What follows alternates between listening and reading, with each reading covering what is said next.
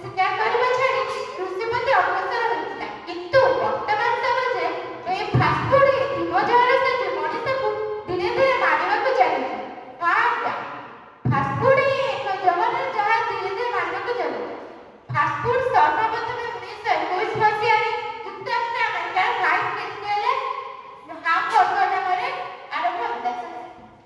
ଏଇଟା ହେଉଛି ଯୁକ୍ତରାଷ୍ଟ୍ର ଆମେରିକା ହାମବର୍ଗର ହ୍ୱାଇଟ୍ କ୍ରିଷ୍ଟାଲ କମ୍ପାନୀ, ଯେଉଁଥିରେ ସର୍ବପ୍ରଥମେ ଫାଷ୍ଟଫୁଡ ଆରମ୍ଭ ହୋଇଥିଲା। ଧୀରେ ଧୀରେ ଶୀଘ୍ର ପ୍ରସ୍ତୁତ ହେବା ଏବଂ ତା ସୁସ୍ୱାଦୁତା ପାଇଁ ସେ ଲୋକପ୍ରିୟ ହାସଲ କରିସାରିଥିଲା। କିନ୍ତୁ ଏହା ଆମ ସ୍ୱାସ୍ଥ୍ୟ ପାଇଁ ବିଲକୁଲ ସ୍ୱାସ୍ଥ୍ୟକର ନୁହେଁ, କାରଣ ଦେଖିବାକୁ